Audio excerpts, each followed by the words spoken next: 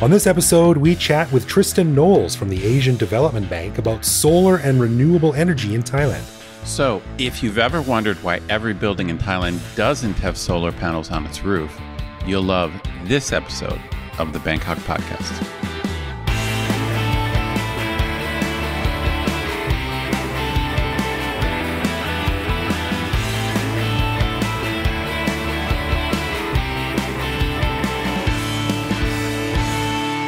Sawadee krap. Do you hear that? That's the Bangkok Podcast. My name is Greg Jorgensen, a Canadian who came to Thailand in 2001 to work on my recipe for somtam flavored poutine, but I'm still trying to master the recipe. I think that's going to take a while. Yeah, well, it's taken 20 years so far. And I'm Ed Knuth, an American who came to Thailand on a one-year teaching contract 21 years ago, fell in love with the smell of exhaust fumes in the air, hot chili oil in my eyes, and unnecessarily loud whistles in my ears. So I never left. That's a good one. So you're walking on the sidewalk like in pain going, what? Man, I love this city. Well, there's a slight tinge of irony to that. It's great here. Boy, do my lungs hurt. All right, we want to give a big thanks to all of our patrons who support the show. Patrons get a whole bunch of cool stuff, including our ad-free regular show a day early, behind the scenes photos and videos of our interviews, discounts on swag, access to our Discord server, and various other things that aren't available to regular listeners. But best of all, patrons also get an unscripted, uncensored bonus episode every week where we riff on current events and random topics. We just finished recording this week's bonus show, and we chatted about my surprisingly successful trip to Ubon to battle Thai bureaucracy, how Russell Crowe and a mobile phone is doing the work of 10 TATs, that's the Tourism Authority of Thailand, Thailand's somewhat mixed messaging around its reopening, and a news of the weird that has seen tens of millions of used medical gloves from Thailand getting sold as new in the U.S. Pretty gross. Ugh. To become a patron, head to bangkokpodcast.com/support. All right, guys, on this episode, we are going to be discussing an issue that I've been curious about for a long time. Ed, I can't speak for you, but I assume you wanted to look into this as well, which is, to quote one Mr. Jerry Seinfeld, what's the deal with solar power in Thailand? So obviously, it's very sunny and hot here, and you'd think that it would be a no-brainer to have solar panels on every roof on every building in the country. But turns out it's not that simple. So to discuss the issue, we took a suggestion from a listener named Andy, thanks Andy, and we got in touch with a guy by the name of Tristan Knowles, who is a climate finance specialist at the Asian Development Bank. Now, Tristan negotiates, structures, and finances solar and other renewable energy projects all over Asia, and as a result, gets up close and personal with contractors, government, lawmakers, and private citizens who are getting into the solar game in both big and small ways. So we thought it'd be fun to talk to him about what's going on in Thailand in terms of solar and renewable energy. So here is my conversation with Tristan Knowles.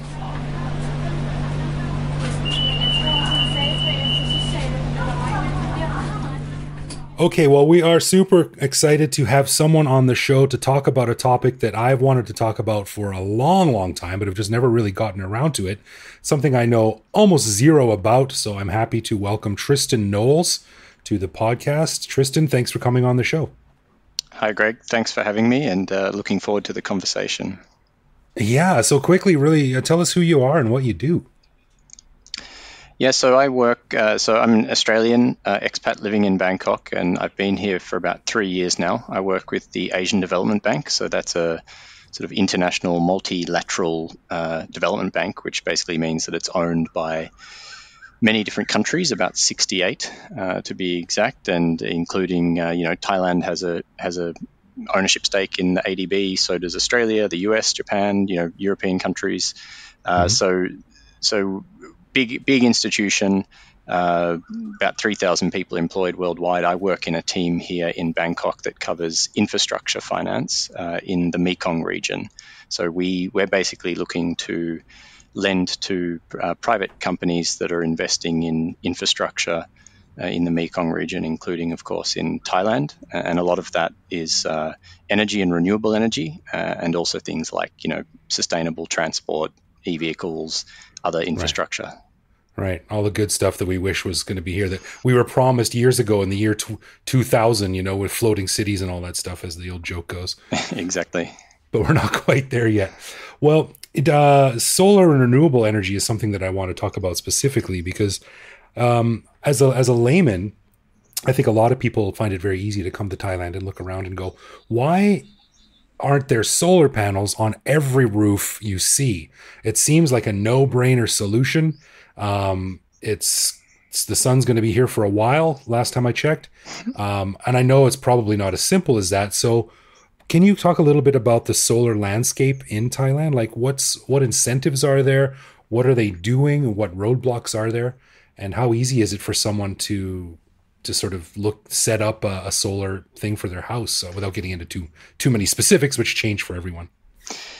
Yeah, no, it's a good question. And, as probably listeners and you've seen in terms of worldwide trends, solar has been the trend of sort of the last decade.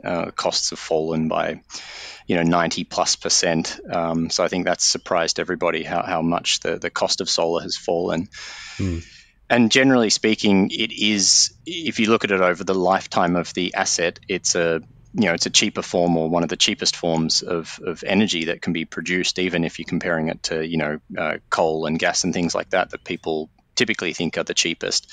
I guess the challenge with any new investment is it takes that new investment. And so it really, the viability of solar partly depends on obviously the revenue streams that you can earn from it, and then also on the financing terms that are available to sort of fund that investment. So for Thailand, actually, they've been a leader in solar for a long time in the region, only recently overtaken very significantly, I should add, by Vietnam. So Thailand has about 3,000, I don't know the latest figures, but it's around 3,000 megawatts of solar.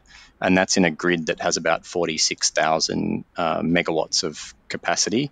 So it's not a lot by comparison to, places like Australia or California and those kind of areas. But it was sort of a leader. But I would say on the rooftop side, it's till now probably lagging behind its potential, as you point out. There's sort of two main markets for rooftop solar. There's sort of the residential, as you pointed out, and then there's also commercial and industrial. Right. So really for both users, at the end of the day, people, maybe households or some companies will put solar up for environmental, reasons, because they want to reduce emissions and sort of do something that's seen as more green than coal and gas. But usually they also need some incentive. And so at least for businesses, if they put solar on their rooftop today, it's cheaper. So they can get a discount to the grid price that they pay. And there are lots of companies doing that in Thailand. And so I think, I don't, again, know the latest stats because it's moving quite quickly, but I think you'll see that commercial space move pretty quickly. But I think for households, they need something to help them with the upfront cost of solar. And that to date hasn't really existed in Thailand, whereas it has in other markets. Right. I think even though you said that the price has dropped by 90%, I think you said it's still a significant investment. I don't know the numbers, but for some dude with a house somewhere looking to run everything off solar, it's not nothing. Like it's a pretty good chunk of change. And does Thailand offer any incentives for people to do that? Yeah, so I think the cost of a system, it depends on whether you want to run. Yeah, most people wouldn't go off grid, right? They wouldn't run their entire house off solar. It's kind of used to, reduce their use of grid electricity. And so they usually put in, like, the average system size in a market like Australia, I think, is something like 5 kilowatts. And each kilowatt, just roughly speaking, let's say, costs you about $1,000. Now, it's probably, I'm thinking in Australian dollars, so it's probably a bit less in US. So, that's the kind of investment you're looking at. In Thailand, there there is a feed-in. There's no kind of upfront incentive or anything like that to reduce, like from carbon credits or anything like that. But there is a feed-in tariff that you can get paid for sort of exporting your excess electricity to the grid. It's 1.68 baht. I think that's the latest figure, which is about 5 cents US. So when you install a solar on your house, for all of the stuff that you collect and don't use, you can sell that back into the grid for 1.6 baht. Yeah. There might be some sort of caveats there and times where it doesn't apply and things like that, but that's essentially it. That's the incentive in Thailand. But that's really great, though. That was the dream. Like I last talked about this with someone in the know like 20 years ago, and that was a big thing back then, at least where I was. Talking about being hooked up to the grid, and you can give and take and make money when you have a surplus. So it seems like we're at this place where we can really start rolling this out on a wide scale, because it seems to be in that sweet spot where it benefits everyone. Yeah, I think it's getting there. And then I think also Thailand has ambitions to increase the renewable energy capacity in the long run. By 2036, they want to about double it.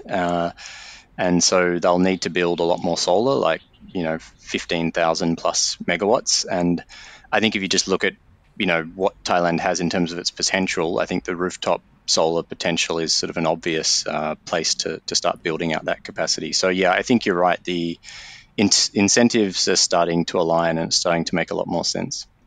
That's interesting. So you said Vietnam has 3,000 megawatts? So Thailand has about 3,000 megawatts. Okay, I might be slightly behind. Maybe it's a bit more now. But Vietnam actually has about 20,000 megawatts. Oh, damn. That's way ahead of us. Yeah. And about 10,000 megawatts of that is rooftop already in Vietnam, because they rolled out sort of feed-in tariffs for rooftop solar that basically were very attractive. They were sort of more like in the range of 9 cents instead of the 5 cents you get in Thailand. Oh, really? And that's really the only difference that Vietnam has over Thailand? Is it that they're just incentivizing people more? I think the other issue in Thailand may be that there's a cap on the size of the system that can be eligible for the net metering or the export of power. And so, I think for a lot of people, it just hasn't it hasn't really incentivized people. Right. I wrote a story on installation of a solar system for someone's house, 15 years ago. And I don't remember much about the process, but I just remember it was very involved and bogged down in red tape and paperwork.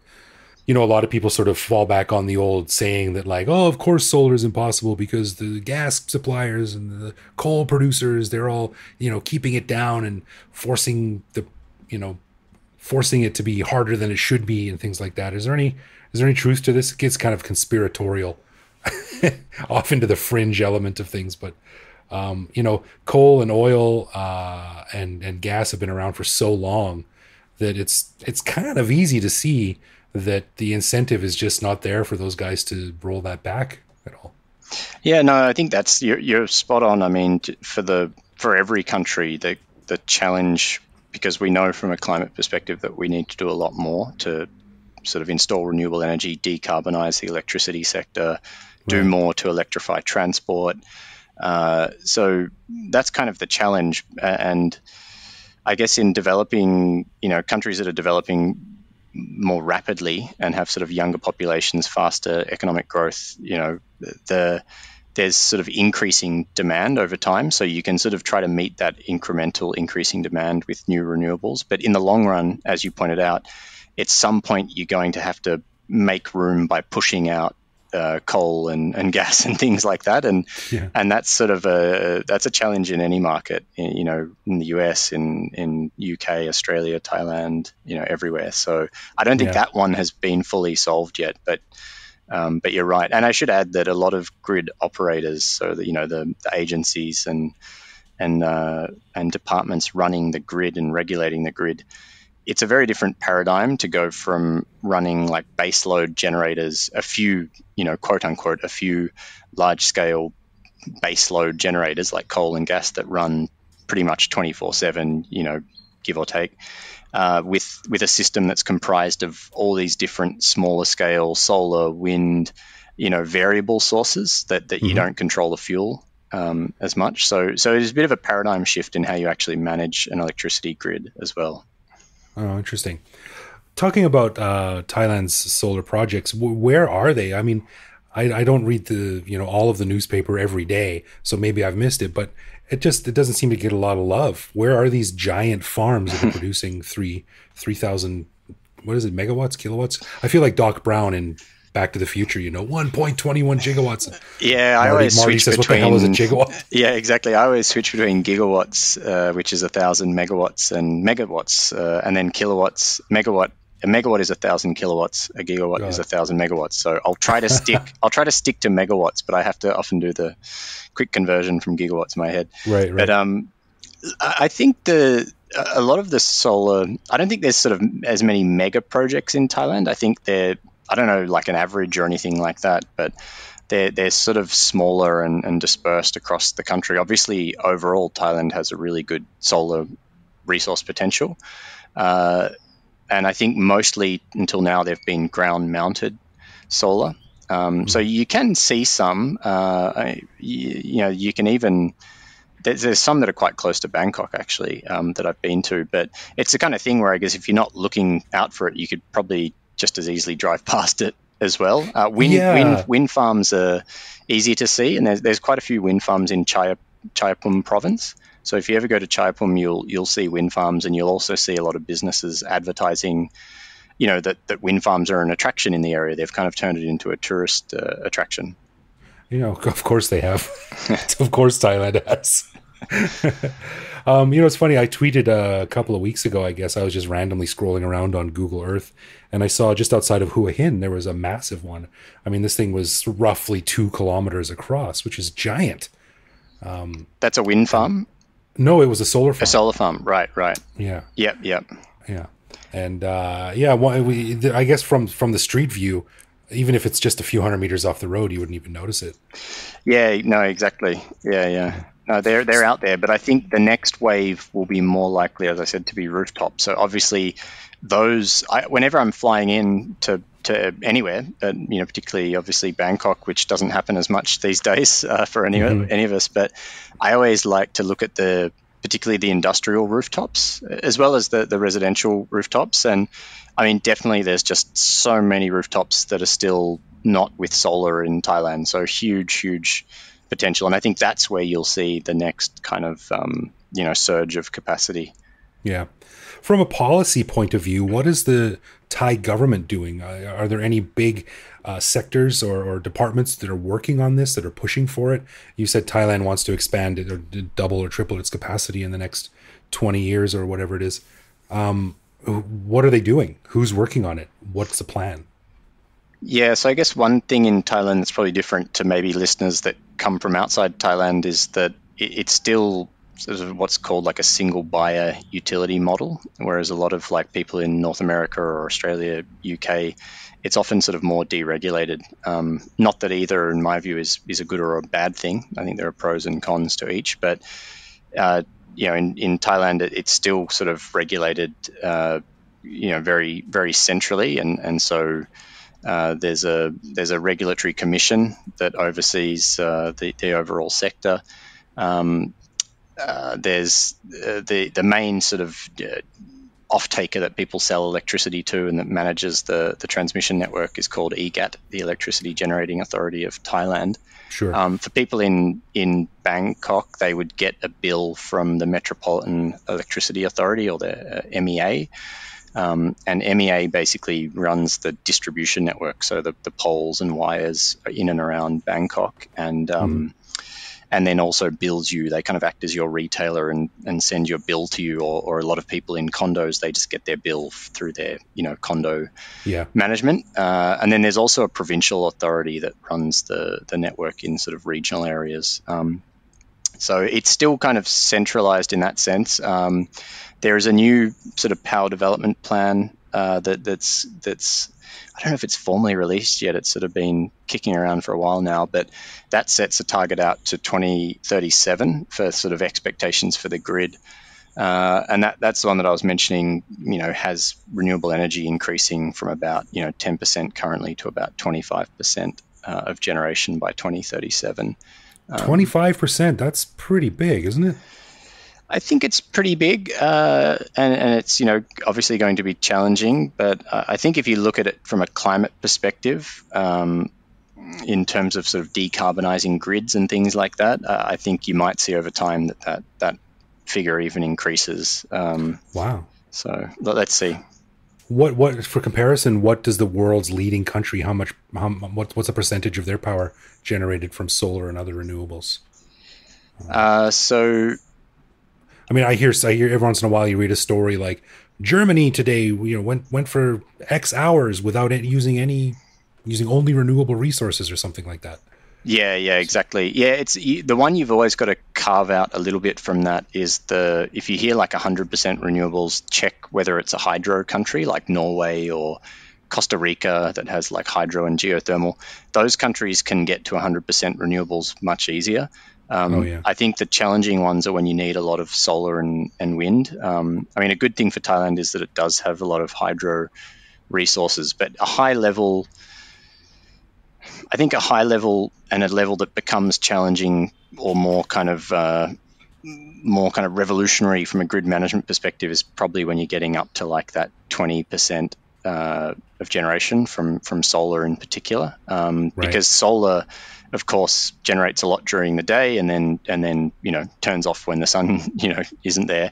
So you've got to manage that sort of increase and then decrease of solar, and obviously batteries over time might make that easier, and working with hydro can also help because hydro acts as like a giant battery in a way. But yeah, a high level is something like 20%. But like you said, you do see in markets like Germany or even in Australia, you see periods now where for some minutes or some block of minutes of the day, the whole grid is running on renewable energy, and I think that'll become more common as we move forward. I think back, I've used this analogy on the show before, but back in the day when I was in film school, there was a furious debate over whether cinemas would ever be able to go digital. And there were some people that say, of course they will, because this was, back in the late 90s when digital technology was just becoming affordable and ubiquitous enough that it could be applied to a lot of different areas it wasn't able to before.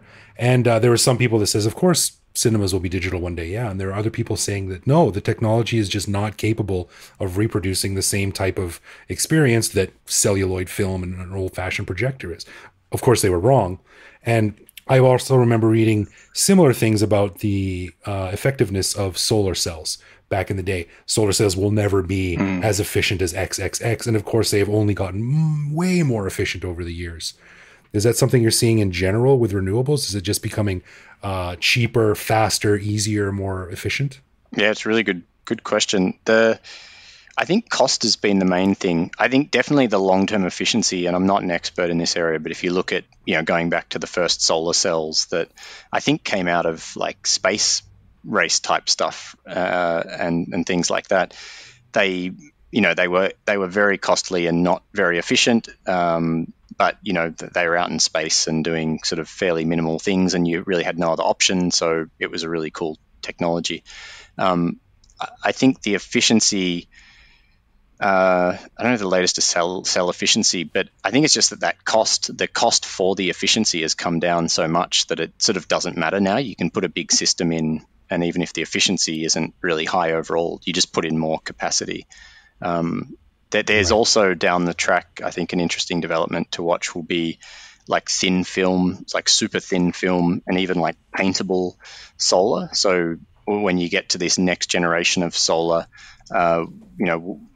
it may not have to be super efficient. If your wall is painted with a paint that has, micro specks of silicon that somehow can charge and make your whole house a solar panel, it doesn't matter if the efficiency is less than 5% even, let's say, if your whole house is covered. So, Right. Currently solar panels are like, up around 20% efficient. But that means of all the light falling on them, 20% is turned into electricity. Yeah, I think that's basically how to read it. Again, I'm not an engineer. Okay. I'd usually have to read up a bit and double check my own knowledge of these things. But that's my simplistic banker understanding of it. Right. You mentioned earlier, just before we started talking, about the power bill that we all get every month, and you also talked about it as condo owners get it, and I get it all the time. And I every time I get it, I get this little slip in my mailbox, and I look how much it is, and then I rip it up and throw it in the garbage. Yep. I don't know how much electricity costs. I don't know what I'm charged. I don't know what's using the most. A lot of the problem is that the bill is in Thai, and my Thai reading is less than awesome, even when it's not dealing with the scientific terms like gigajoule watts and whatever it is. Is there anything that we should be looking for when we look at our bill? Like, how do you make sense of it? Well, I mean, the thing you can always just try to work out is what's your average cost per kilowatt hour.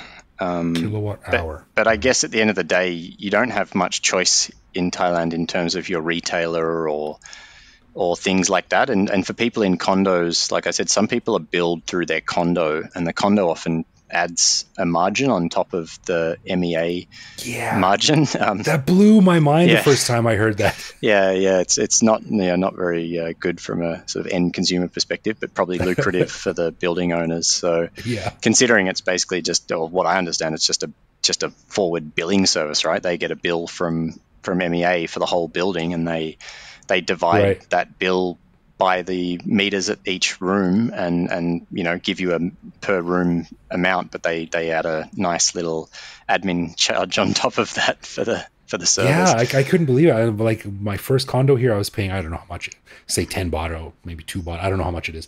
And I checked with a friend in his condo, they were paying double what I was paying. Yeah. I've heard some it was outrageous. Really egregious, pricing. I checked actually mine ahead of this call just because I was also curious, and like you, I do get it itemized in my sort of monthly bill, but I never pay too much attention, to be honest. But I just checked, and it looks like my average cost is about 4.5 baht, which is about 14 cents US.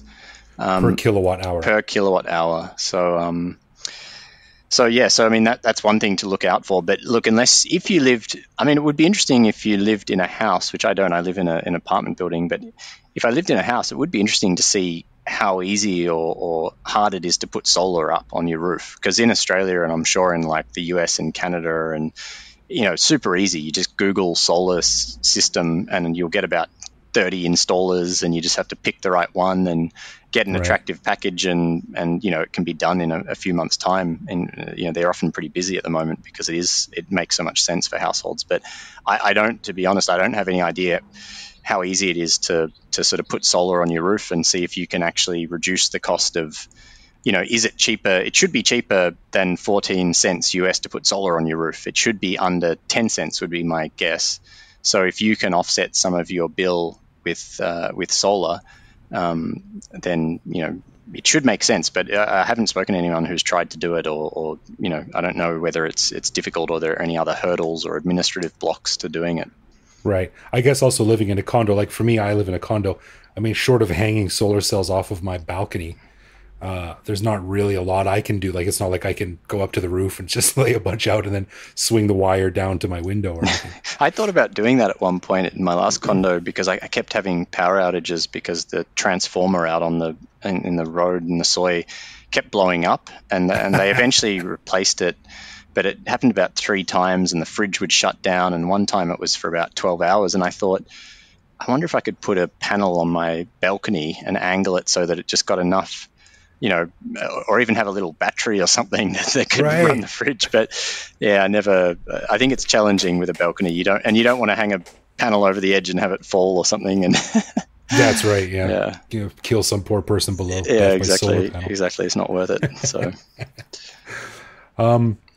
So back to what Thailand is doing, from a broader perspective, when something like the Paris Agreement comes in, which sort of binds the signatory countries together to hit a goal for renewable energies. I mean, how do they react to that? Is that seen as do they see it as a real opportunity to sort of take the bull by the horns and be a leader in this thing, especially when their neighbors like Vietnam are leapfrogging ahead of them, and also especially when there's such a focus these days on renewable energies and environmental issues, especially with over tourism and things like this. Well, how does a country like Thailand react to something like the Paris Agreement?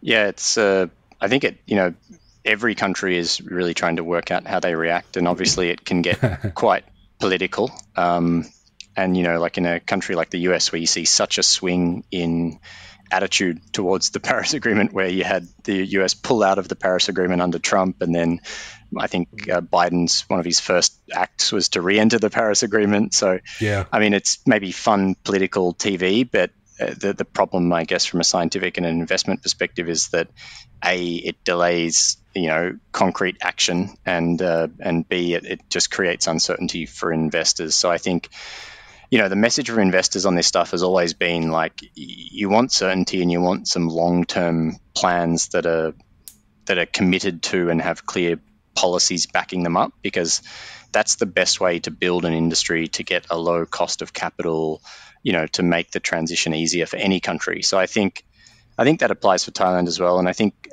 Thailand's commitment under the Paris Agreement at the moment is a 20 to 25% reduction on business as usual levels by 2030. So every country sort of had to submit this, reduction target. Okay. Thailand's is 20 to 25%. I think Australia's, with the current sort of government, is like up to 45% or something like that. I think every country then struggles to turn those ambitions into real policy platforms and policies to support an actual investment program. What does it mean in terms of how many gigawatts of solar? What's your target for electric vehicles? What does the economy look like in 2030, and how do you try and set up the right incentives to sort of make that happen at a least cost? So yeah, I think it's I think for every country overall, if you look at the ambition that was submitted to the Paris Agreement, I think if you enacted all those policies as are, so including, Thailand's 20 to 25% commitment and every other country's commitment, you still end up with global warming of close to like 4%, I think, which if you look at the science can get, pretty scary stuff. Yeah. And I think the Paris Agreement overall aims to get more like to 1.5, or to return to 1.5 degrees of warming above the long-term average. So I think there's a long way to go still for Thailand and every country really, between their commitment under their current commitments and what's probably going to be required from a scientific perspective. And I think that's why the focus has to continually be on this idea of net zero emissions, or even like zero emissions. So, you need to get as soon as possible from a scientific perspective. It doesn't matter which, the atmosphere doesn't really care about countries, right? It just cares about total emissions. So the challenge for everyone together is to really get to net zero emissions as soon as possible. And really that, for me, at least from what I've read and understand, it means 100% renewable or zero emissions electricity. Right. And at the moment, the best source of that is going to be wind and solar, particularly a lot of solar. Maybe down the track, there's things like green hydrogen and things like that, where you use renewable energy to create hydrogen. But for now, we just need a lot more renewable energy, and I would say a lot more electrification of vehicles. I mean, that one seems to be the no-brainer. The technology's there. It's still a bit more costly, but the Teslas and other car companies of the world are catching up rapidly. So I think you need to see a lot more on the EV side. And I think Thailand, as a manufacturer of cars, I think if you look at their Thailand 4.0 plans, EVs are a big part of that. So I think you'll see a lot more on that front in a country like Thailand. Yeah, I remember reading recently an article that some giant Chinese automakers are spending a lot of money to build EV factories in Thailand, which is good. And I remember last year we had Kunwina from the Thailand Clean Air Network on our show as a guest, and I asked her, it seems like the perfect solution for electrified vehicles would be an electric tuk-tuk. I mean, come on, like it would be so sweet if someone could make those affordable. But she just said, basically her answer was, there's just so much red tape that it becomes cost prohibitive for anyone to really invest in it, which is a shame, because that seems like a no-brainer.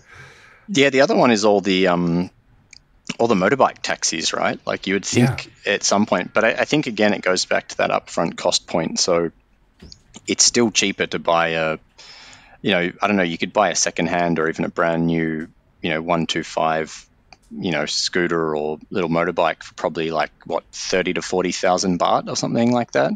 Whereas the cheapest decent EV bike that I know about in Thailand is probably more in the range of like 60,000 baht. But of course, the operating cost and the lifetime cost of the EV is probably lower. But if you're, self-employed motorbike taxi, driver, you're more concerned in a way with your upfront, investment. Yeah, it's cost. That upfront cost thing that gets you again. Yeah. You know what else is a big problem too, I imagine, is if you get out into sort of the back soys and some of the suburbs of Bangkok, away from Sukhumvit and away from downtown, you'll see in the mornings pickup trucks full of little plastic bags of coal and charcoal that they drive around the little mubans, and they sell, people cooking on little open stoves, and open barbecues and stuff like that. And you add all those pickup trucks up across the city, and that is a ton of coal that's being burnt every day. Yeah, true. I mean, I've had a few of those little barbecues as well, where you do your little grill on the simple, like a hibachi almost. Yeah, right. You're like, you feel like a hypocrite. Like, your pork is delicious, but this has got to go. Yeah. No, I mean the cooking. Honestly, I think the interesting thing that's changing, I think, in other markets as well, is that, and you don't see this as much in Asia, I think, but use of even gas at home. Actually, they're starting to realize that burning, what's typically called natural gas, which is in reality usually like methane, is actually not very healthy and not very good for indoor air quality. So actually, you might start to see that, you shift to more use of induction, which has no impact on inside air quality. And I think now that people are using more like indoor air monitors and things like that, they might get a bit more conscious of this kind of stuff. And I know my sister and brother-in-law, they just replaced their kitchen in Australia. And when they did the research, they were initially thinking of going with gas, right? Because everyone's like, I want that flame.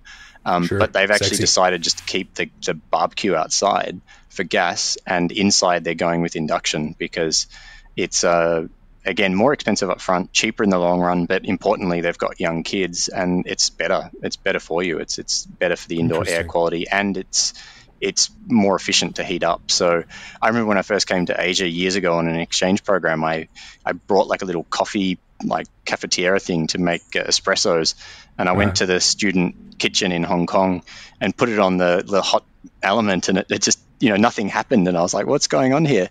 And it was the first time I'd encountered induction. And I thought it was the stupidest thing ever because I didn't realize you have to have the right technology for it. But I've come around. I think induction's super cool. So I think, I think we're always going to do some of that local, I think it's still really nice to have a fire every now and then, and to do a barbecue and all that sort of thing. I don't think that's going to go away, but I think, well, yeah, you're Australian too. I mean, a barbecued steak, come on. Yeah, exactly. But I think, in the long run, the trend will be to replace those kind of forms of heat with other forms. Right. Well, as we're wrapping up here, I just got a question, and you might not know the answer to this, but again, something I read years and years ago, probably 25 years ago, was that there was a lot of people at the time working on some very cutting edge technology for electric vehicles. And there's one guy that had I think it was in Wired magazine, a big profile on him. And they had a big profile of this guy because he created a flywheel system to power his car. And he was just basically said it was really, really hard to get off the ground because of pressure from the big automakers who didn't want any competition. And then you take someone like, after a while, the pressure builds. And then someone like Elon Musk comes along and just kicks the door down and the floodgates open. Is there any company or any person like that in Thailand, do you know of? Anyone who's sort of taken a leadership role in cutting through all this legacy stuff to push the newest technologies and the newest renewable energy projects? Yeah, it's a good question. So just on that point of electric cars, there's a really good documentary from 2006, which is sort of when I think Tesla was very much in its infancy, called Who Killed the Electric Car? And it's about, it's a really good documentary worth watching. It's about how GM in the 90s was the first major car company to sort of produce an EV, and apparently people loved it and it was really good and well received, but they cancelled the project, and you never owned the car. They had it was like a lease agreement, so they recalled them from everyone. Not that those people wanted to give up the cars; they really liked them, and then like got rid of them all and just totally killed the project. And really? I think you're right that it sort of took someone like Elon Musk. Really, I think he can be credited for sure with single-handedly, in a way, shifting the paradigm in the auto sector and forcing everyone to now try and play catch up. So it'll be interesting to see what the traditional automakers do. In Thailand, there's a company called Energy Absolute that's doing some pretty cool things with electric cars and electric mobility. They're planning to build a factory for batteries. They've announced there's already 6 fully electric ferries running on the Chao Phraya River. Operated by EA, this company. But of course, everyone's been at home and tourists haven't been there. So I think the exposure and awareness is probably not as high as it would be. So yeah, there's definitely some cool stuff on the renewable energy side. I think there's also some companies doing some really interesting stuff and really pushing in like the rooftop solar space. But yeah, there's some good stuff happening out there. But I think in the EV space, I'd probably have to tip my hat at the moment to Energy Absolute in Thailand, at least. Cool. Well, hopefully there will be a Thai Elon Musk to come along and break some of those barriers down and get things to where they should be. Well, Tristan, thanks for coming on the show, man. It was interesting, and it's good to see that things are moving forward, and there are some viable long-term plans in place for Thailand. And it's funny. I always say, usually when we're talking about bad things that happen, bad stories or negative press, Thailand doesn't really care much about anything until it starts to look bad on the international press, and then it gets really concerned. So maybe the fact that Vietnam just sort of like doubled or tripled what Thailand was doing will light a fire, and so to speak, and Thailand will work harder and put some more emphasis on getting up to those goals and meeting them even before they're planning to. So it looks like things are moving in the right direction, which is good. Yep, no, I agree, and agree as well that a bit of healthy competition is always a good thing to spur people on. That's right. All right, Tristan, thanks very much for coming on, and maybe I'll run into you at a solar farm someday when we're allowed outside again. Looking forward to it. Thanks, Greg. Yeah. All right, take care.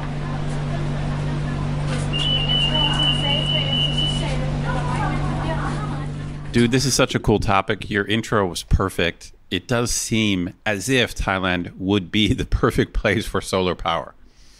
Yeah, like you're driving around this city just with your aircon blasting and thinking like, man, every building should have solar power on the rooftops. Yeah. Especially the more you read about solar power, it's just the efficiency is going up and the cost is coming down. Like, for sure. This reminds me of, and I think I told the story earlier on the podcast, but my first week living in Thailand, when I went to the beach, I just had this, super hot. And I just had this feeling that something was weird, something was off, something was different. And I realized that I couldn't see the sun in the sky because it was directly overhead. Because because we were like closer to the equator, you know what I mean? And it was an odd thing because even if I looked up, I didn't see the sun because it was directly overhead. And so this, this seems to be the perfect place for solar. And of course it could be, but as Tristan pointed out, it's complex issue. There's, he seems to be kind of the financial expert on the subject. Yeah, and like you said, there's a ton of vested interests, and I mean, there's all the other energy. There's coal and oil and gas and all this other stuff, and there's regulations. And as we all know, I mean, even in the best case scenario, bureaucracy and regulations in any country are slow to change. You add Thailand to that equation, and it just slows down even more. So, it takes time. But he did mention a couple of really big projects that are happening, a couple of really cool ones, like the ones that are using the reservoirs to put out floating solar farms, which is a great idea. Sure. Because you're not taking land away from anything. Sure. But I think another thing that we mentioned too, I think is a really important one, is that other countries in Asia are blasting past Thailand in terms of the amount of megawatts they're adding to the renewable energy grid. And like I always say, man, nothing makes Thailand angrier than when they start looking bad to the international press. That's right. Or also, you're absolutely right. I mean, shame works. We've talked about it, but it's also when countries such as Vietnam or Cambodia or Malaysia, if they get a head start on Thailand, then Thailand wakes up. They're like, wait, what? Right. What's going on? Yeah, the spotlight starts to shine on their peers, and they're like, "Whoa, whoa, whoa, whoa! We're used to being in the sun here." Yeah, no pun intended. Yeah, that's right. Like, let's catch up to these guys before they make us look bad. Yeah, Thailand certainly likes to think of itself as a leader among its immediate neighbors. So if in a lot of things. Yeah, so if any of its neighbors push ahead, then Thailand tends to wake up. They just got to rebrand it. They got to call Thailand the hub of solar. You add the hub of anything on here, and suddenly you're like, damn, we got to do something. Yeah. Oh, no, I've been hearing for years how Thailand is going to be, the head of technology and the head of the internet and the hub of something, and it never seems to happen.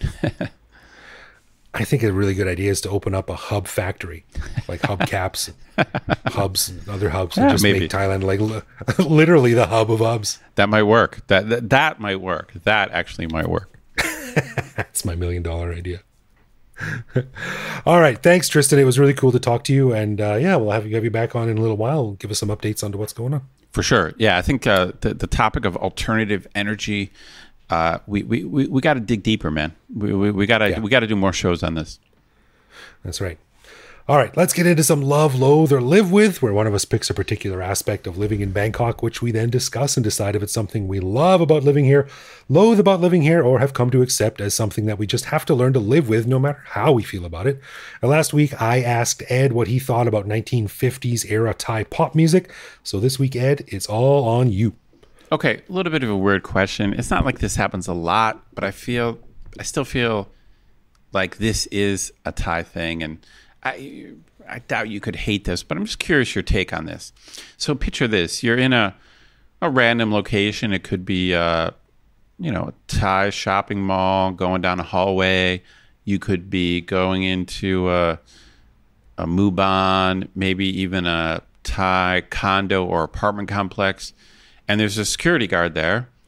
And when he sees that you're a Farang, he stands up straight and he salutes you, Western style. Sometimes they kind of click their heels together, like it's from some kind of movie or like very militaristic. They click their heels together, they stand up straight, and they give you a Western salute. What's your take, man? It's so weird. Yeah, I mean, isn't it weird? It's so weird. It is weird. It just feels odd. It feels odd. Like we should have love, loathe, live with, or feel awkward. Yeah, that should be the fourth. That should be the fourth option. I definitely feel awkward about this because, I mean, in our cultures, there's more of a flattening of the social strata, and so when someone does that to me, I'm sort of like, hey man, thanks, but unnecessary. I'm just a dude. You're just a dude. It's funny because obviously for people in the military, I've never been in the military, but I have friends who are in the military. So for them, either to salute someone or to be saluted would be normal. But for us, or for civilians, civvies, I guess we're civvies, right? Is that what we are? Are we civvies? Civvies, yeah. Okay, we're civvies. Normals. Yeah, we're normal. So plebs. To have someone, it's funny because I've gotten used to Thai people whying me, although, as I pointed out earlier, I think it's overused sometimes. But, my students why me because I'm a professor, whatever. I've gotten used to that. But for some reason, the Western salute just feels totally inappropriate. There's no. Well, that's interesting because I think, like you said, the why is being devalued by its overuse. I think the same kind of applies to this. The salute is a specifically military gesture in the West. Yeah, we don't salute people in casual. I don't deserve it. Yeah, no. Well, there's no. I mean, we don't. But we just don't salute people. It's purely military, right? I mean, yeah. I don't. It's 100% military. Like say hello. That's good enough. I deserve that because I'm a human. I don't deserve a salute, man. I haven't done jack to earn that. Yeah. So the whole thing. I mean, I get it. If that's his thing, if that's the rule, if that makes him feel good, that's fine. But I find it wholly unnecessary. Yeah. The whole thing is awkward because obviously the person is just being nice and they're trying to be respectful. And I think they would, I think they see a Westerner and maybe they've watched movies or they think of the salute. Maybe they think the military salute is kind of like the Western Y, but it's not. It's not the Western Y. It's not.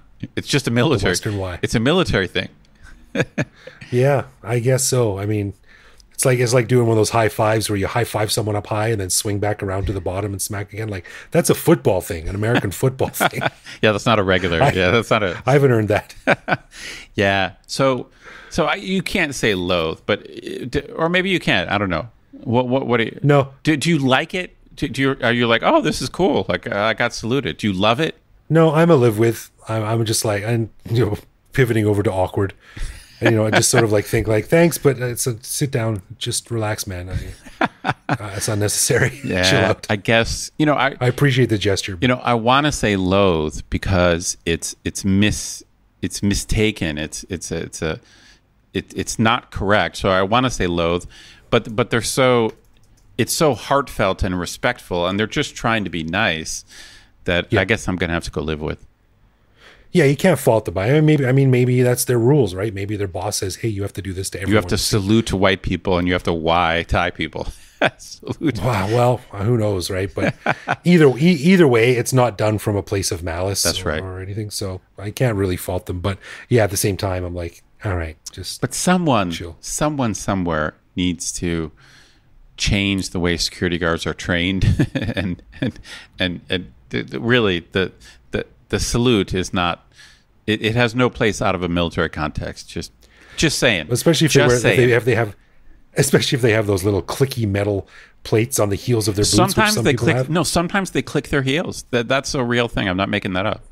Yeah, it's like spurs, except they're not cowboys. They're just like specially designed boots to be extra loud, clicky. It's militaristic, but I think they think it's just part of general Western culture.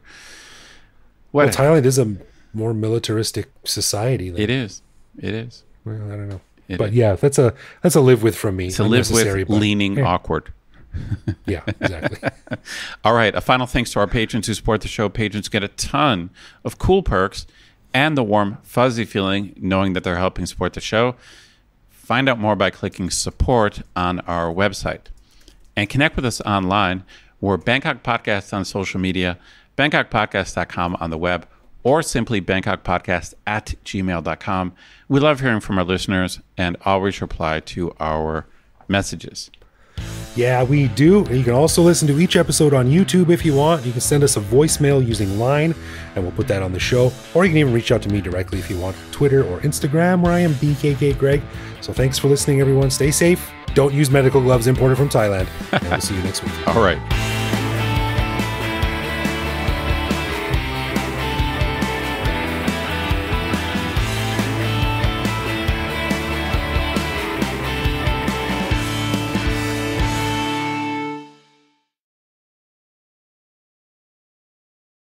Two 18 inches is crazy, man. I don't know what I was thinking. Those 18 inches are giant. Because I used to order a large, and then there'd be like, they'd surprise you with an 18 inch. I'd be like, I don't want this.